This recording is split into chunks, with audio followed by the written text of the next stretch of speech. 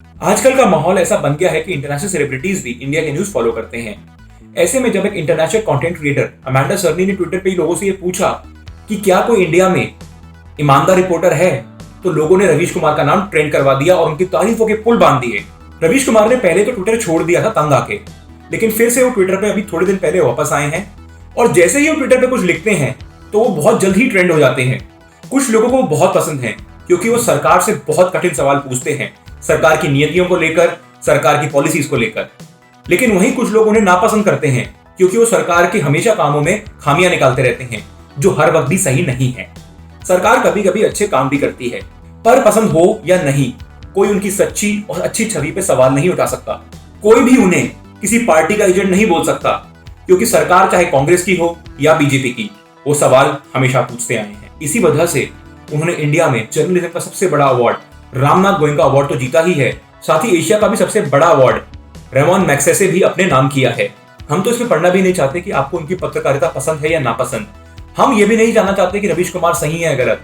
Story तो interesting ये है कि कैसे एक गरीब परिवार में जन्मा लड़का, वो भी मोतिहारी बिहार में, आज इतने बड़े बड़े अवार्ड्स अपने नाम कर रहा है। मोतिहारी बिहार, जहां ग्रेजुएशन करना भी बहुत बड़ी बात थी, वहां पर अगर कोई बंदा 2 BHK भी ले लेना तो उसके सपने पूरे हो जाते थे। ना टीवी ना इंटरनेट देखने वाला बंदा ईमेल, व्हाट्सएप, ट्विटर के जमाने में एक जाना माना चेहरा बन गया है जो बाकियों से कुछ अलग कर रहा है।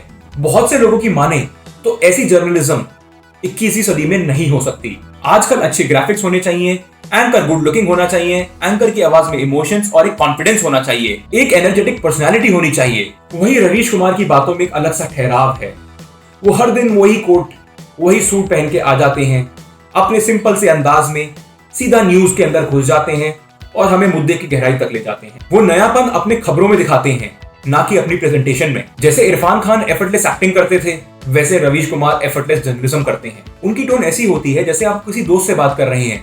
ये टोन कुछ लोगों को तो पसंद आती है, लेकिन कुछ लोगों को पसंद नहीं आती। अगर दूसरी तरफ आप न्यूज चैनल या फिर न्यूज नेटवर्क्स की बात करें तो उनका मेन सोर्स ऑफ इनकम होता है एडवर्टाइजिंग, यानी विज्ञापन, और सबसे ज्यादा विज्ञापन खरीदती है सरकार। तो ऐसे में कई चैनल सरकार से सवाल करने में डरते हैं, चाहे कोई किसी की भी सरकार हो, आज कल परसों कभी भी। लेकिन वहीं रवीश कुमार निडर होकर सवाल पूछते हैं क्योंकि उनका मेन मकसद है जर्नलिज्म, लोगों तक इंफॉर्मेशन पहुंचाना।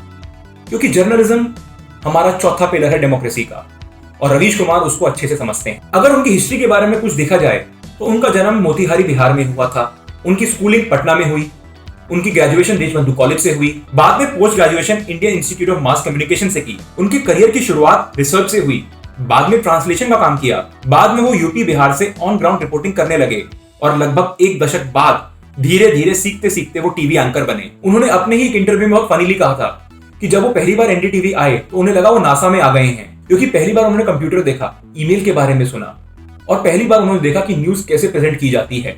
आजकल लोग एक तरफ या तो रवीश कुमार को देखते हैं या दूसरी तरफ अर्नब गोस्वामी को। देखने में लगता नहीं है कि ये कभी दोस्त भी हो सकते हैं, पर दोनों एनडीटीवी में काम करते थे और रवीश ने कहा कि उन्होंने बहुतों से प्रेरणा ली है और सीखा है।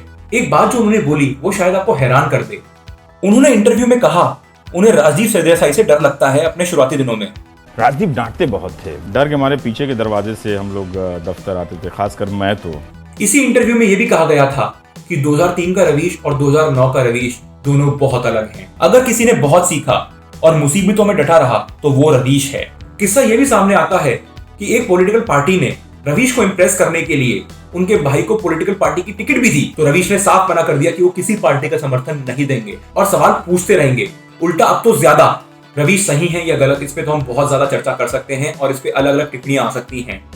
लेकिन एक बात तो सबको माननी पड़ेगी कि वो एक मेहनती और एक कठोर परिश्रम करने वाले पत्रकार हैं। किसी ने एक बार उनका फोन नंबर लीक करवा दिया था और उसके बाद उन्हें जान से मारने तक की धमकियां आ गई थी। उन्होंने अगले ही दिन टीवी पर उस बंदे का धन्यवाद किया और कहा बहुत सारी गालियां तो आई, पर कुछ ऐसे मैसेज भी आए जिनमें लोगों ने बताया कि इस कॉलेज में टीचर नहीं है, यहाँ ये स्कैम हो रहा है, यहाँ ये घपला हो रहा है, कि जिसने भी ये किया उसने बहुत सारे लोगों को उनसे सीधा जोड़ दिया है। तो उनको धन्यवाद। एक फेमस इंग्लिश गाना है, लव मी और hate me but you can't ignore me. तो रवीश कुमार पे ये गाना बिल्कुल सही बैठता है, क्योंकि आप उनसे प्यार करें या आप उनसे नफरत, लेकिन आप उन्हें नजरअंदाज नहीं कर सकते। कुछ ऐसी ही पर्सनैलिटी है रवीश कुमार की, मेहनती, अड़ियल और बेबाक, और शायद जर्नलिस्ट को ऐसा ही होना चाहिए। क्योंकि जर्नलिज्म को डेमोक्रेसी का फोर्थ पिलर कहा गया है, यानी चौथा स्तंभ। और अगर लोगों के राइट्स को बचाना है और अगर लोगों तक इंफॉर्मेशन पहुंचानी है तो वो जर्नलिस्ट ही कर सकते हैं। ऐसे में हिंदुस्तान में ही नहीं बल्कि दुनिया भर में जर्नलिज्म को और स्ट्रांग करना चाहिए। रवीश कुमार भारत के एक ऐसे बेटे हैं जिन्होंने एक छोटे से शहर में जन्म लेकर भारत के एक प्राइम टाइम शो को होस्ट किया है।